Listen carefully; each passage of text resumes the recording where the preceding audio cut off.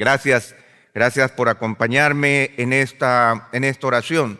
Hay algo que el pastor Luis ha repetido en varias oportunidades a lo largo de la primera parte de adoración al Señor, y él ha señalado de que ha llegado el tiempo, o que la plenitud del tiempo ha llegado con respecto a la venida de nuestro Señor Jesucristo. Definitivamente el anuncio de su venida, el primer anuncio de su venida nace cuando en la historia de la humanidad, después de la caída de la primera pareja, lo primero que el Señor anuncia es la promesa de un Salvador. Y esa promesa se ha extendido a lo largo de los siglos. Definitivamente el Señor se ha encargado de dar a conocer esa bendición, la venida de un Salvador.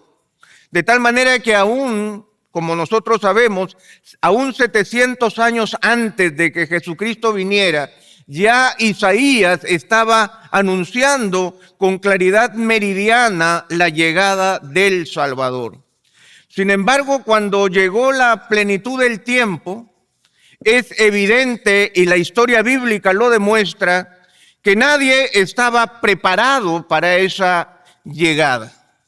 Ni siquiera los protagonistas estaban preparados para esa venida. Nosotros vemos en los evangelios que es evidente que María, la madre de Jesús, no estaba preparada para esta enorme sorpresa.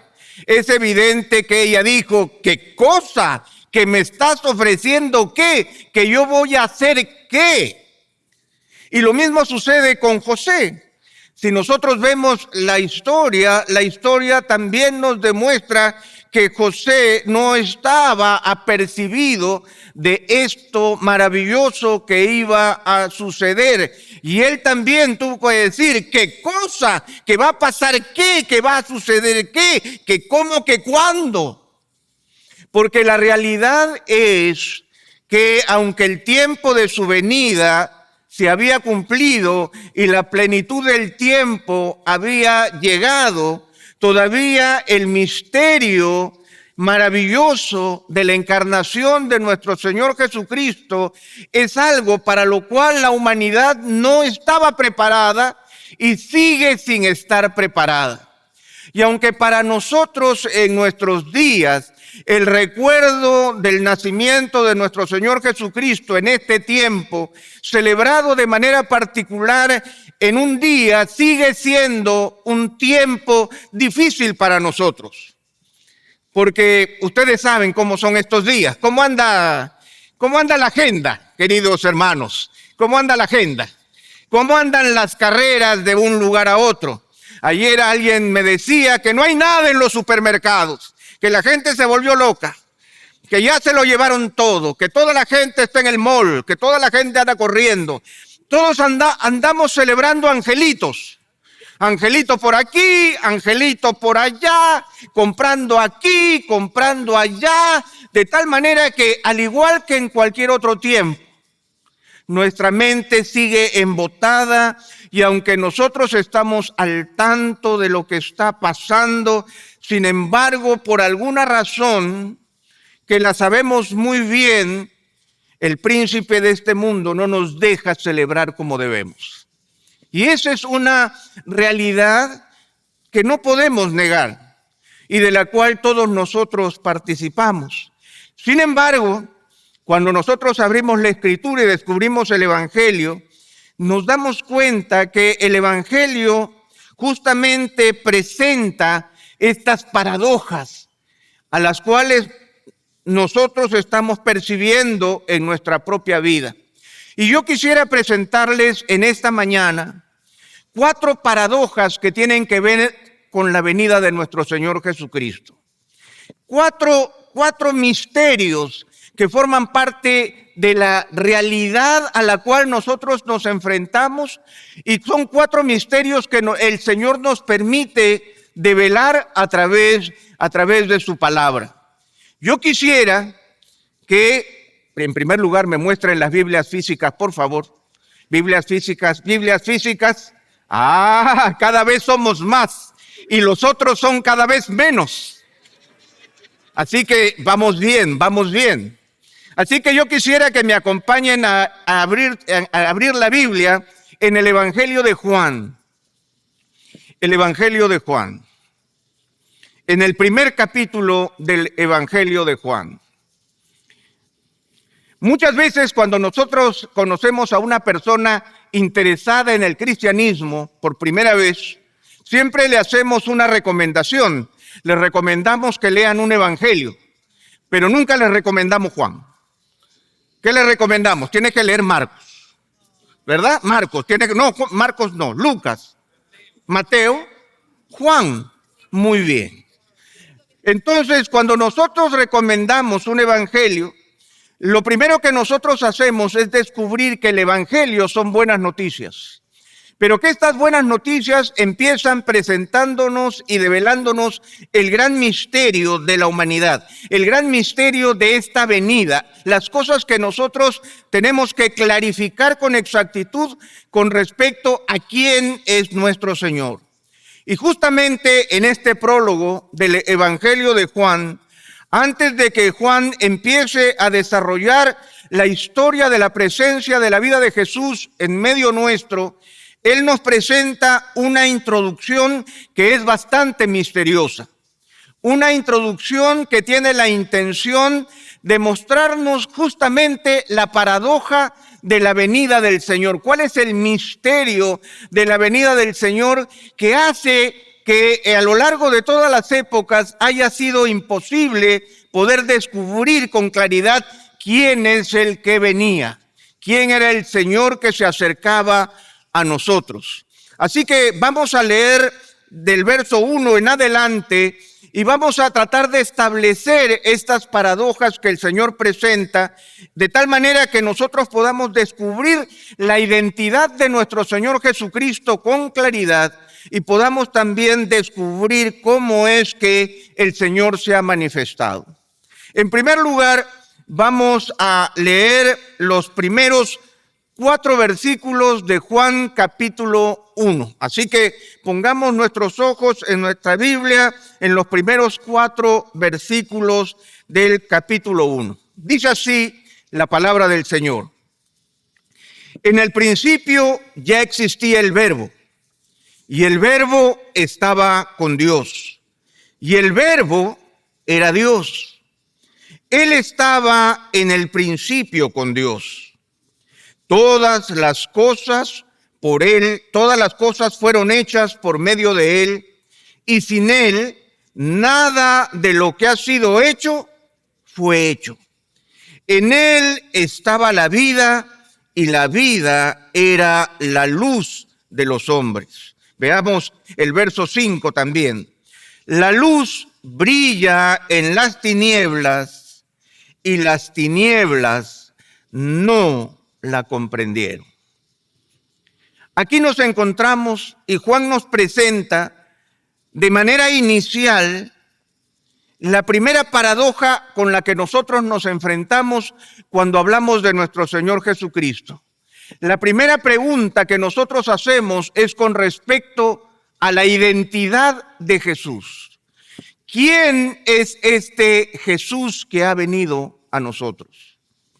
Y lo primero que hace Juan es presentarnos esta realidad que es anterior a cualquier creación, una realidad que se forja en la eternidad.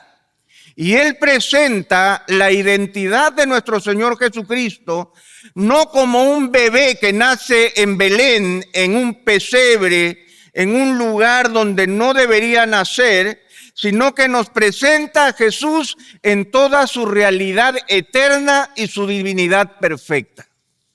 De tal manera que cuando nosotros empezamos a leer, en el principio ya existía el Verbo, y el Verbo estaba con Dios, y el Verbo era Dios, Él estaba en el principio con Dios, nos está diciendo que esta persona que vendría es en realidad Dios mismo. Esta realidad de el revelador de Dios radica en la palabra verbo que aparece allí. En el principio ya existía el verbo, de tal manera que Juan está haciendo una enorme separación. Ustedes recuerdan, en el principio creó Dios los cielos y la tierra.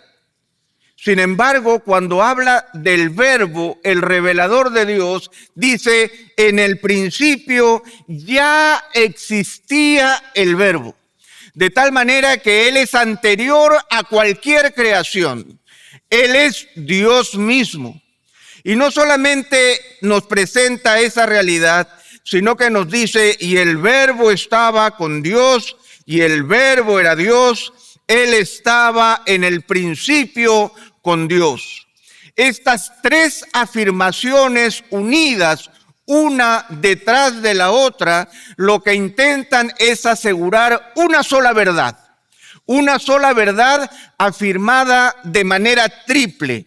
Esta verdad afirmada de manera triple es que Jesucristo es Dios en plena comunión con la Trinidad.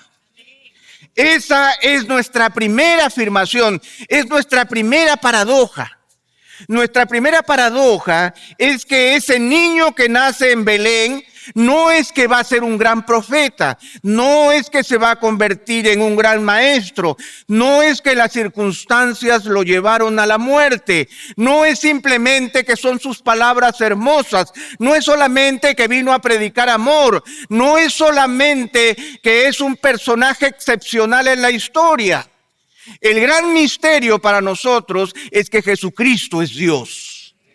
Es Dios encarnado, es Dios revelado, es Dios antes de el principio de los tiempos, es Dios desde la eternidad.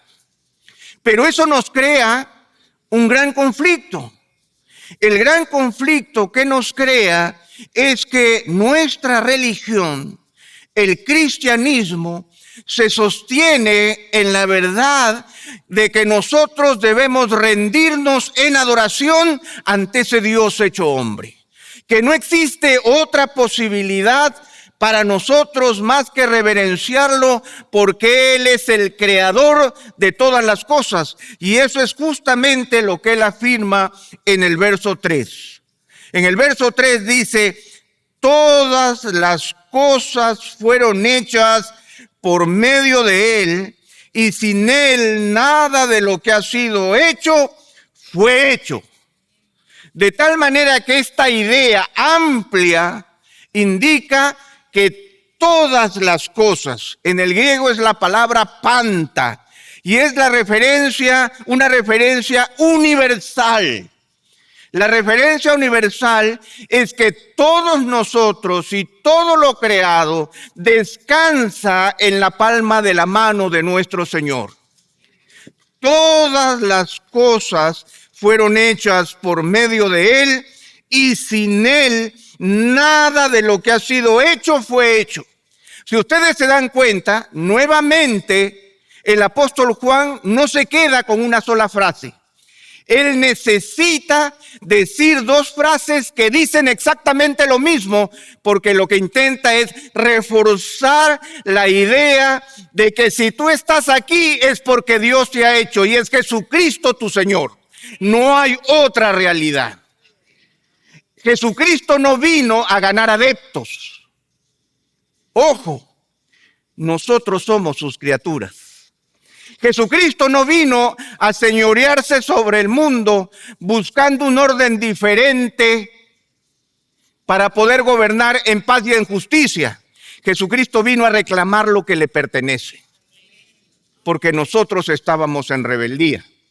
Y esta realidad presentada por Juan de antemano, nuevamente nos deja sin espacio ante la realidad de un Jesucristo que es Dios, que nos obliga a rendirnos delante de Él. Todas las cosas fueron hechas por medio de Él y sin Él nada de lo que ha sido hecho fue hecho. No nos queda espacio para poder escapar. No nos queda espacio para decir, esto no tiene que ver conmigo. No nos queda espacio para voltear y decir, bueno, esta religión es de ustedes, pero no mía. No nos queda espacio para decir que este niño que nace en Belén no tiene ningún tipo de relación conmigo y yo puedo darle la espalda y seguir con mi vida. Sin él, nada de lo que ha sido hecho fue hecho.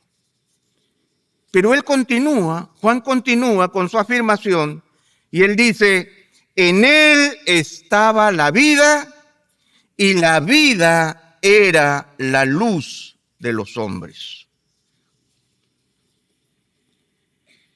No solamente él es Dios, no solamente a él le pertenecen todas las cosas, sino que la vida con la que tú vives es de él. En él estaba la vida. Él es la vida.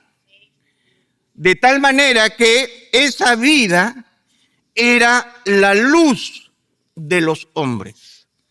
De tal manera que esa luz interior, ese sentido de personalidad, esa individualidad de conciencia que tú tienes, se la debes a él. Él es el dueño de tu vida. Él es Dios, él es creador de todas las cosas, él es el dueño de tu vida. El Evangelio no parte con una invitación a seguir al Maestro. El Evangelio no parte con una idea de las palabras hermosas que Jesús dijo para atraerte a ti, porque son mejores que la que dijo este o la que dijo aquel. El Evangelio parte con la idea de que Él es Dios y nuestras vidas dependen de Él. Todas nuestras vidas dependen de Él. El versículo 5 justamente nos muestra esa paradoja fundamental. La luz brilla en las tinieblas y las tinieblas no la comprendieron. ¿Qué es lo que Juan quiso decir con esta afirmación? Simplemente la realidad en la que nosotros nos desenvolvemos. La luz brilla en las tinieblas, es cierto. La luz siempre se impone a las tinieblas, pero las tinieblas no se apropiaron de la luz. Las tinieblas permanecieron en tinieblas. Y esa es la gran paradoja humana. La gran paradoja humana es que el Señor viene siendo Dios a reclamar lo que le pertenece, como vamos a ver en un momento, pero las tinieblas decidieron quedarse en tinieblas. Ahora, esta primera paradoja sobre la identidad de Jesús es fundamental en nuestras vidas, como ya les he mencionado. Es fundamental que nosotros volvamos a percibir a Jesús como el Rey de Reyes y el Señor de Señores, el creador de todas las cosas y que sostiene todas las cosas con la palabra de su poder.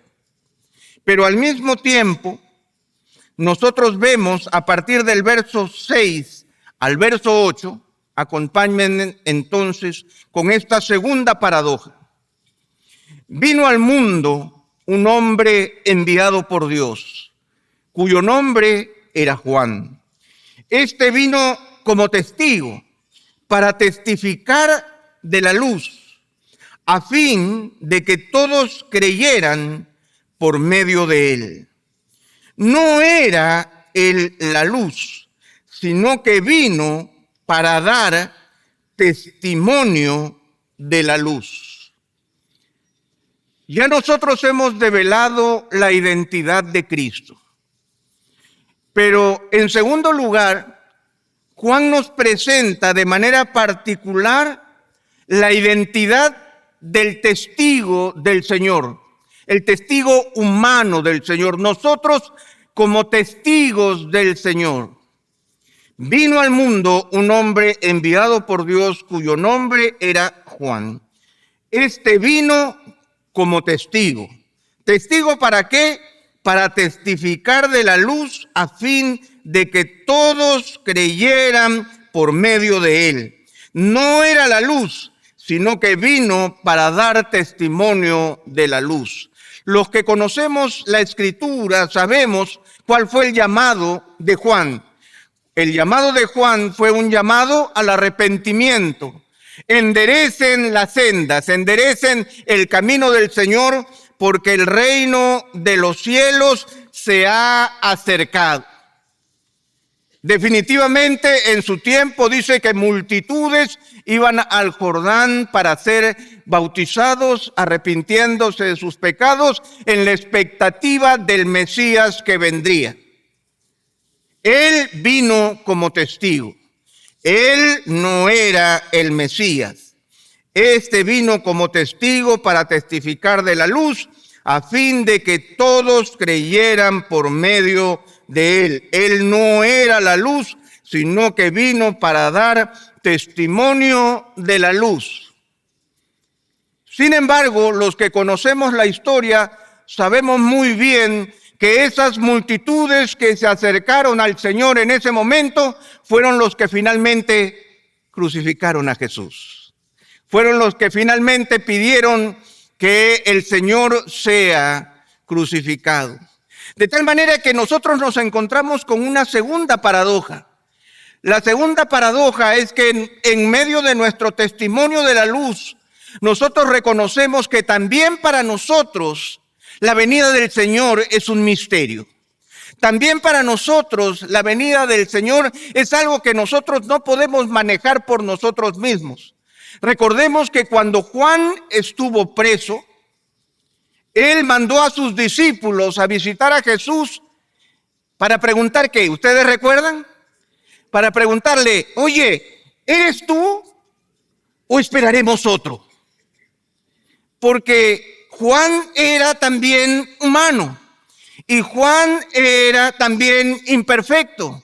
Y Juan también estaba percibiendo el gran misterio que estaba delante de sus ojos.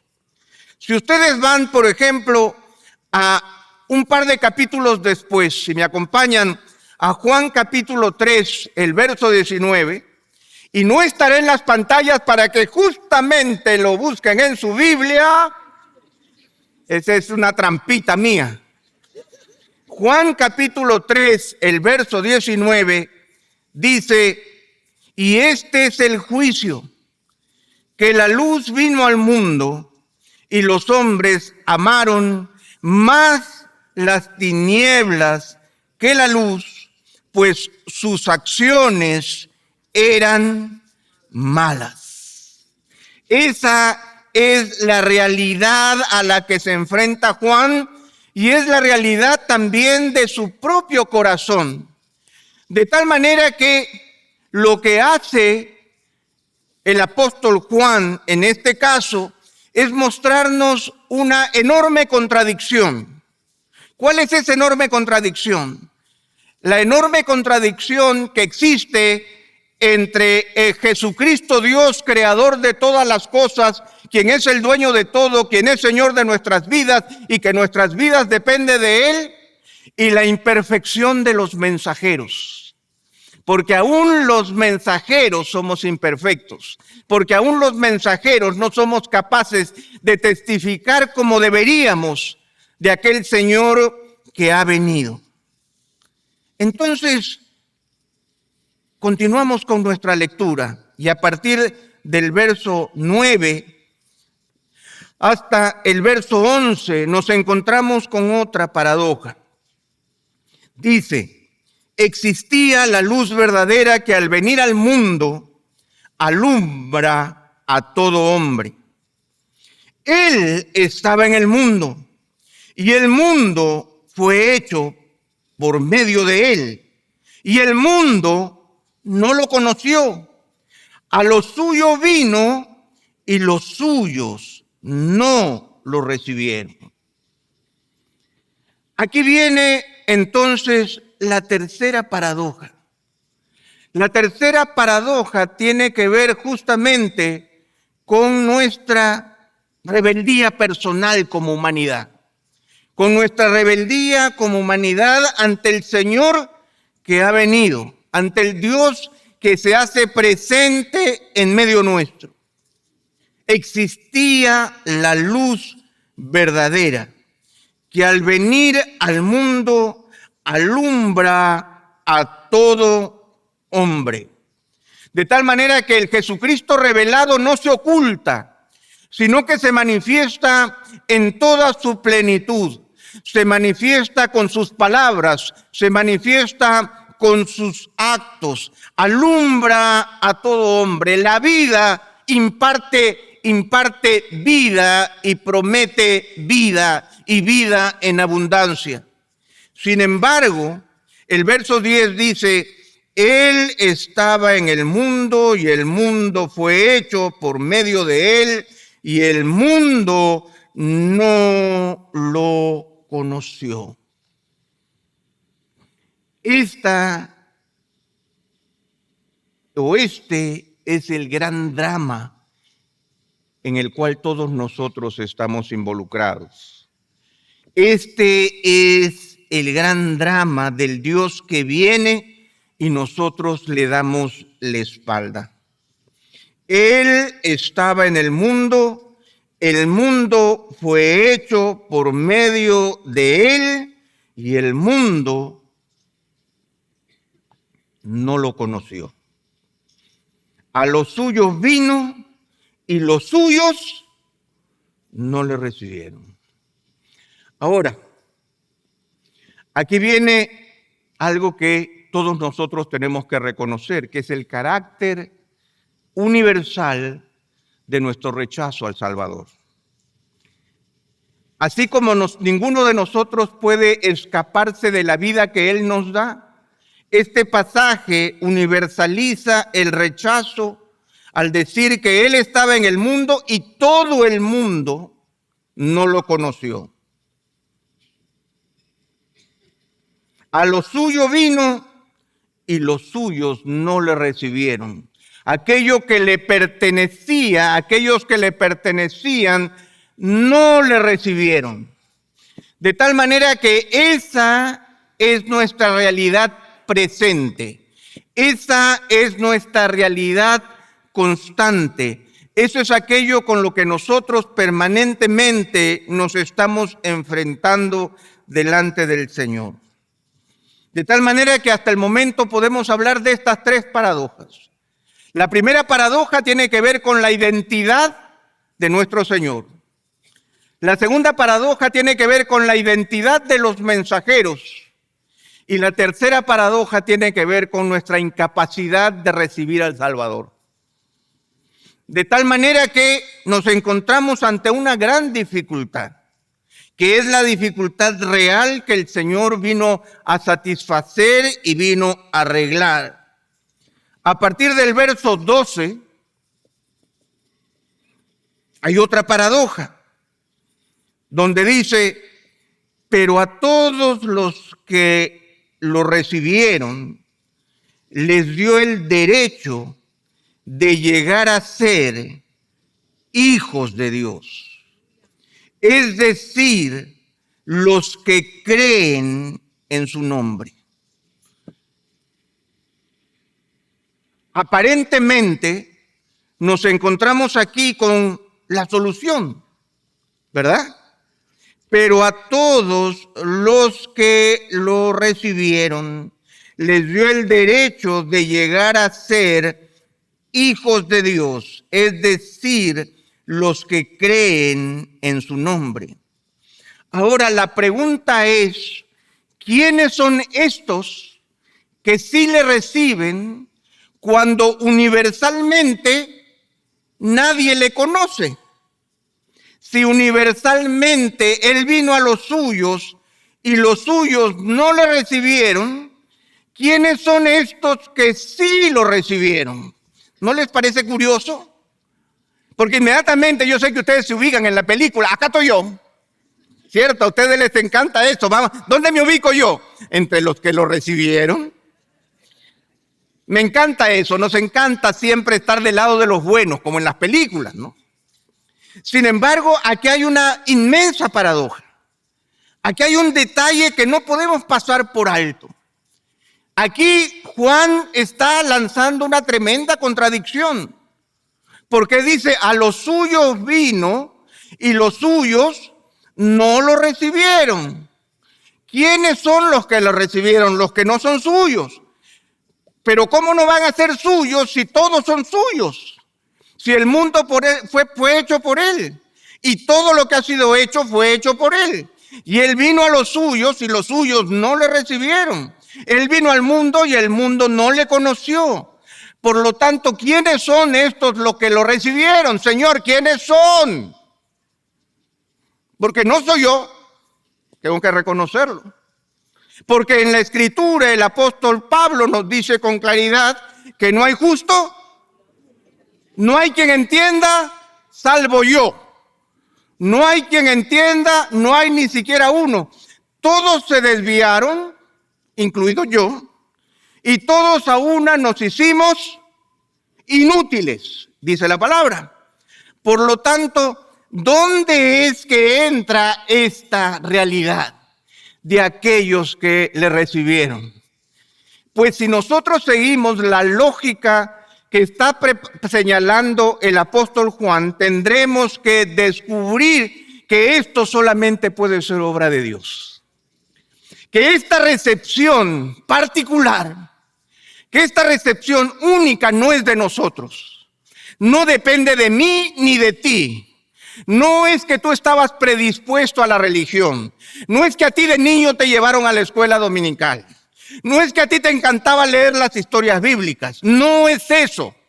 Lo que Juan está diciendo es que ha ocurrido un milagro único y trascendente. La presencia del Evangelio es justamente ese milagro. A los suyos vino y los suyos no le recibieron, pero a todos los que recibieron, ¿quiénes son estos? Son solo aquellos que el Señor ha obrado en sus propias vidas.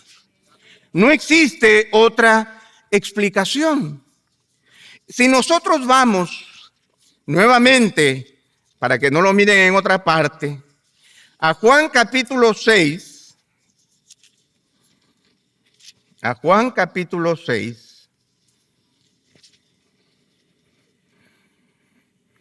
el verso 35, Juan capítulo 6, el verso 35,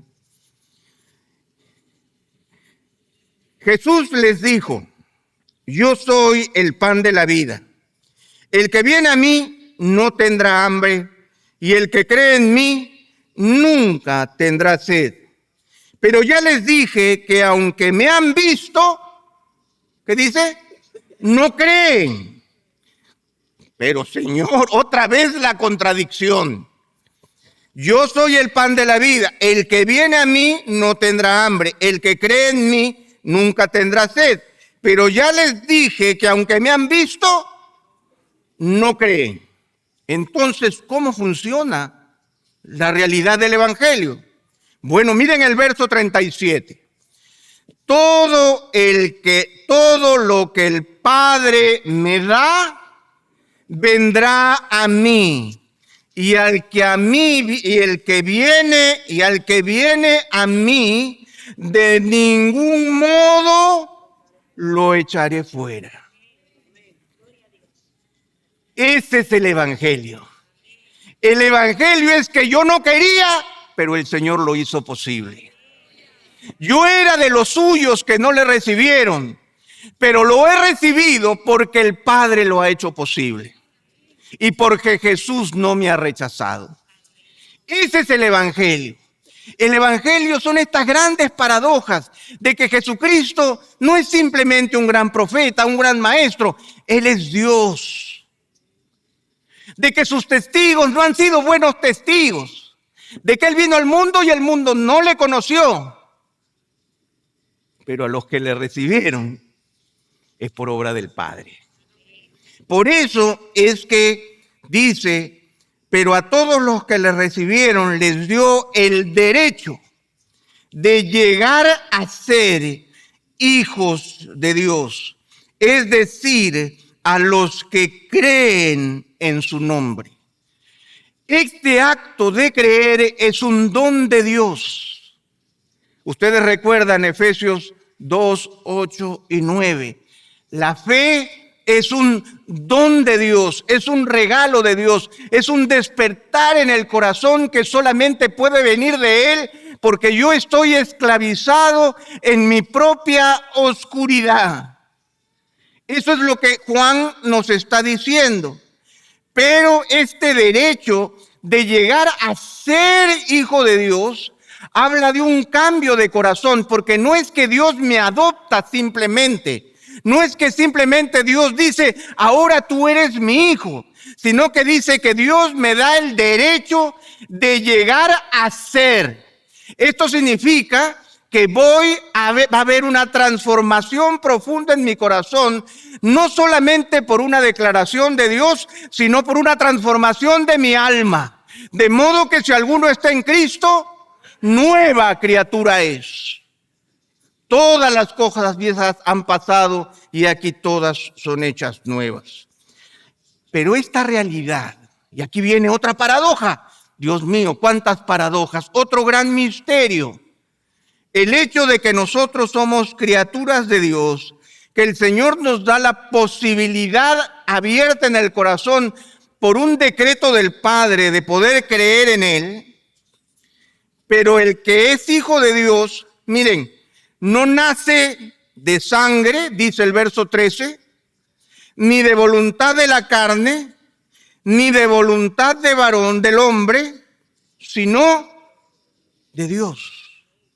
Nuevamente, Juan utiliza tres frases idénticas que se refieren a lo mismo para dar a entender de manera contundente que no se trata de nosotros. Nosotros somos hijos de Dios, pero no hemos nacido de sangre, o sea, no es por raza, no es de voluntad de la carne, significa que no tiene que ver con algo que esté en nuestro interior, algo que yo pueda producir por mí mismo, y tampoco es voluntad de carne, no es algo que yo me propongo, sino que es voluntad de Dios. Ese es un milagro, ese es un misterio.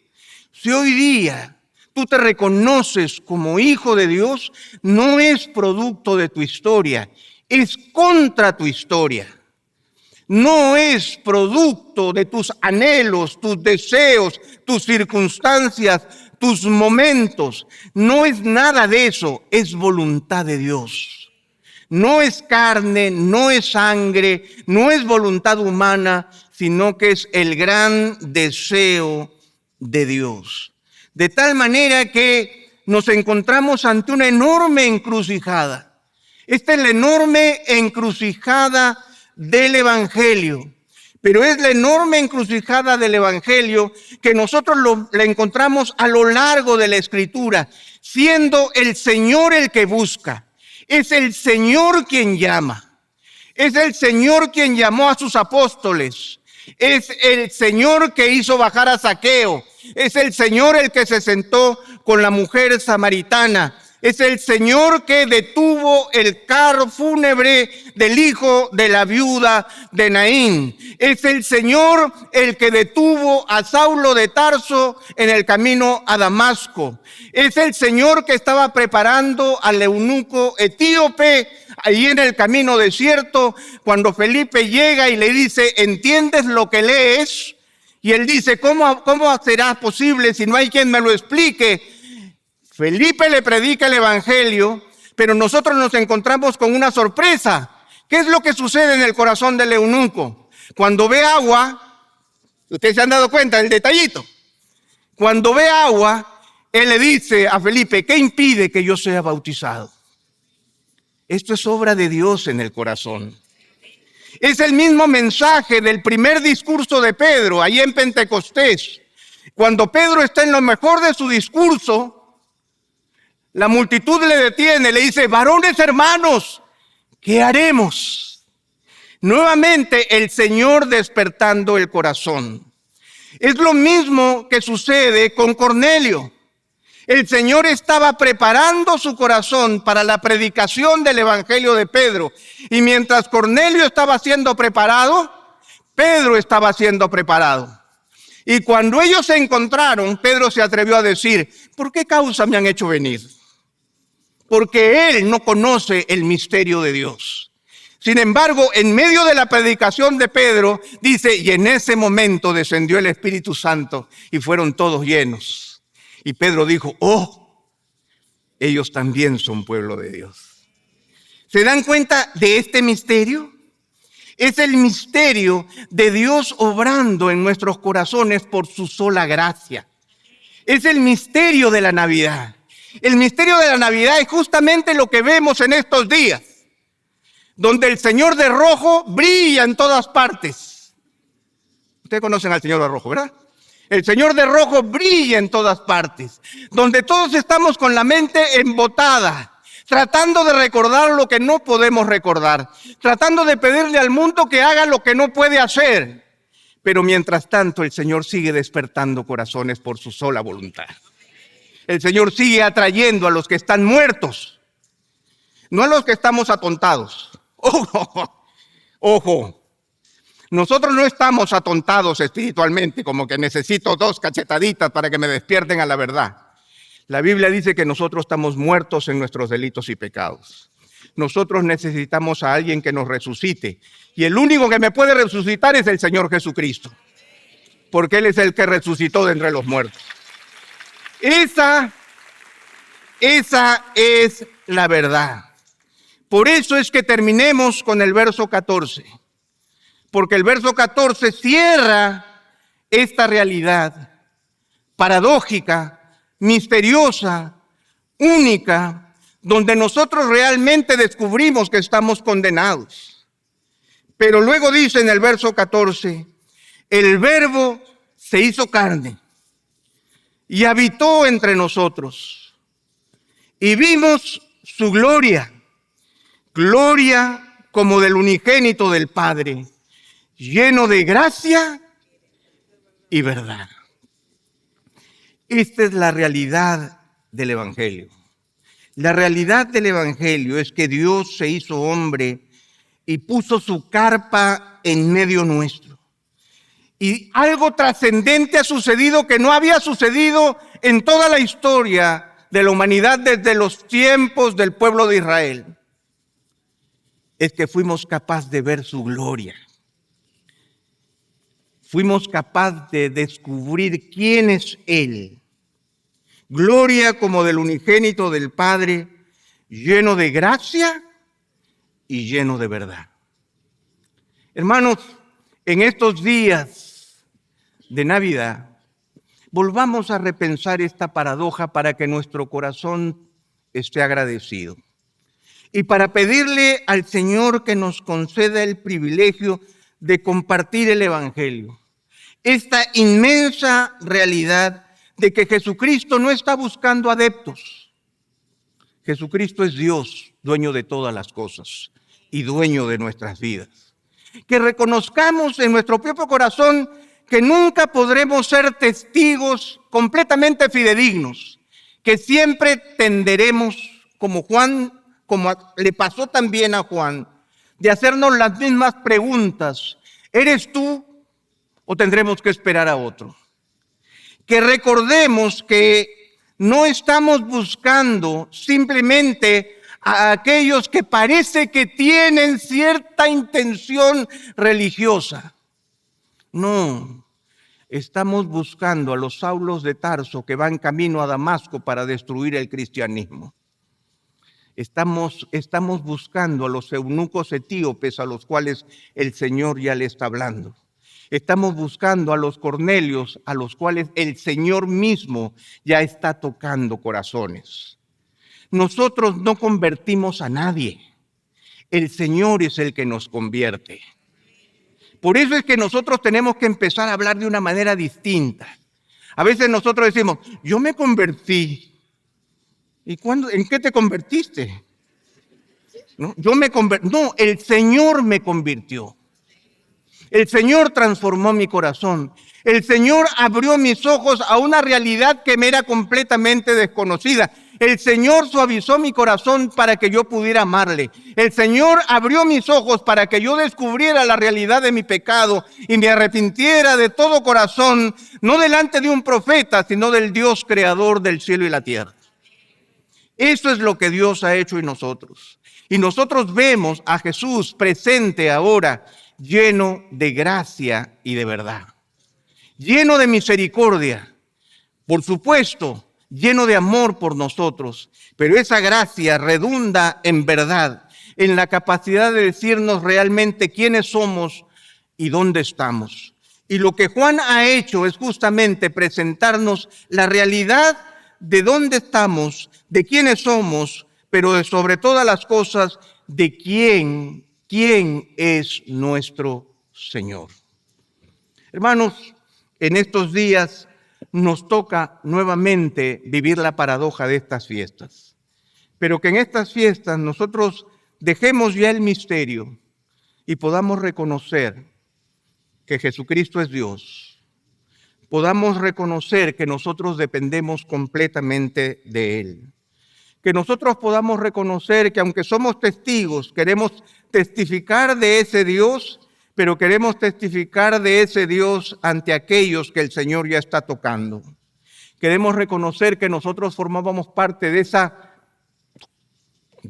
totalidad de la humanidad que no le conocía al Señor, pero que al mismo tiempo el Señor nos concedió el privilegio y el derecho de ser llamados y de ser hechos hijos de Dios, no por voluntad humana, sino por voluntad de Dios. Y que nosotros en estos días volvamos a ver la gloria de Cristo lleno de gracia y de verdad entre nosotros. ¿Amén? ¿Nos quedamos con eso? Amén. Vamos a orar. Señor, queremos darte gracias en esta mañana por tu inmensa misericordia. Queremos darte gracias, Señor, porque finalmente nosotros descubrimos ¿dónde estamos, Señor, en medio de tu gran plan de redención? Queremos darte gracias, Señor, porque esta realidad que tú nos presentas y que el apóstol Juan presenta de manera sublime nos obliga a rendirnos en adoración delante de ti. Porque finalmente todo es tuyo y nosotros también. Porque finalmente si algo sabemos, eso viene de ti. Porque si estamos, Señor, ahora contigo y nos podemos llamar hijos tuyos, es simplemente porque a ti te ha placido concedernos esa posibilidad. Te damos gracias, Señor, porque nosotros no estábamos atontados espiritualmente. Estábamos realmente muertos en nuestros delitos y pecados, separados de ti. Y peor aún, Señor, con un corazón rebelde que lo único que quería era correrse de ti como lo hicieron Adán y Eva. Pero con todo, Señor, tú nos atrajiste hacia ti por tu sola gracia y tu sola verdad. Tú despertaste nuestro corazón y nos hiciste reconocer nuestra culpa y nuestra transgresión delante de un gran Salvador.